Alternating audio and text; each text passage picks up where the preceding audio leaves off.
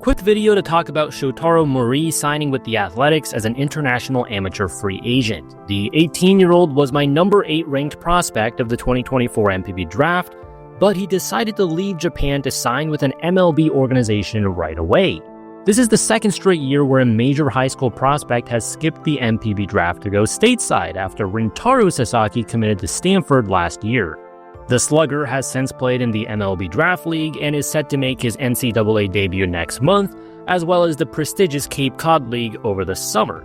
Obviously, Sasaki and Mori are taking slightly different paths, but the important part is that they both bypassed NPB.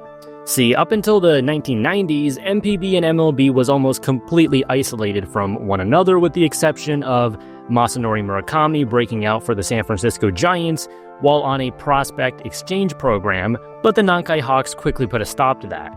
Then, with Hideo Nomo, Hideki Urabu, and Alfonso Soriano causing controversy by finding loopholes to make their way from NPB to MLB, the leagues finally agreed to an actual posting system in 1998. Now, at first, the top talent was just sort of trickling in with Ichiro and Matsui, but 30 years later, and now you can say that the floodgates have truly opened.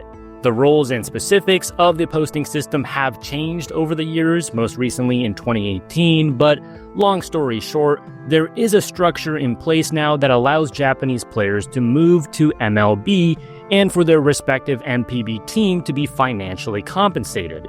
Yoshinobu Yamamoto's case is a perfect example of this, as he signed with the Los Angeles Dodgers for $325 million, and the Oryx Buffaloes received a giant $50 million fee in return, a win-win for everyone involved. However, we quickly see that this system also has flaws, because in Roki Sasaki's situation, he is still subject to international bonus pool money restrictions due to being under 25 years of age. And that also means that the Lotte Marines aren't getting fair market value back for their superstar. The only reason they agreed to post him in the first place is because of a presumptive contractual agreement at the time Sasaki was drafted that mandated an early posting. But how does this relate to Shotaro Mori and Rintaro Sasaki? Well, a big reason for them skipping NPB is obviously because they want to fast-track their way to MLB. Now, previous generational talents like Shohei Ohtani and Kotaro Kiyomiya had also weighed the possibility of bypassing NPB, but the risks were too significant at the time, partially due to the Junichi Tazawa rule, which made it so high school players who signed international contracts faced a 3-year waiting period before re-entering the NPB draft, while college players had to wait 2 years, and also just because there really wasn't a precedent for it. It was like crossing the Rubicon, and if you failed, you were screwed.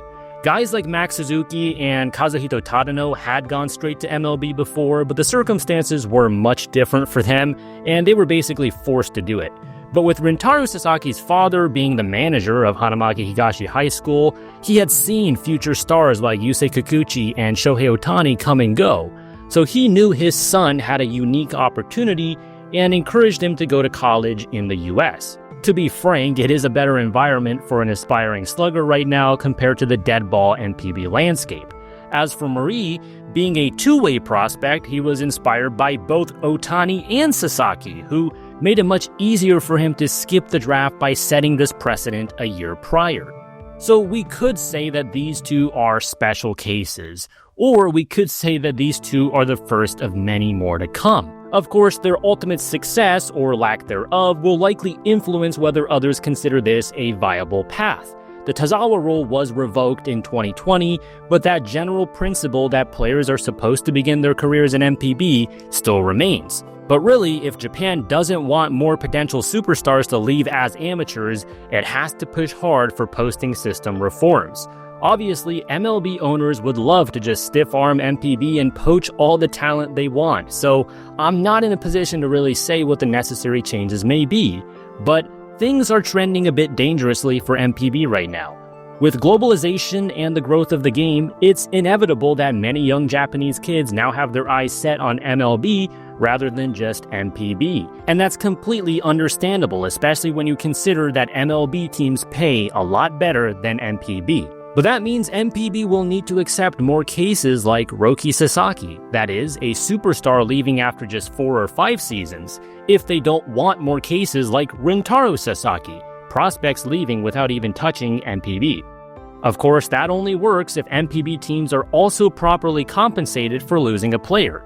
That way, they can invest into a truncated timeline, knowing they will get less on-field production, but perhaps more in the way of financial gain through a straight transfer fee like in European soccer.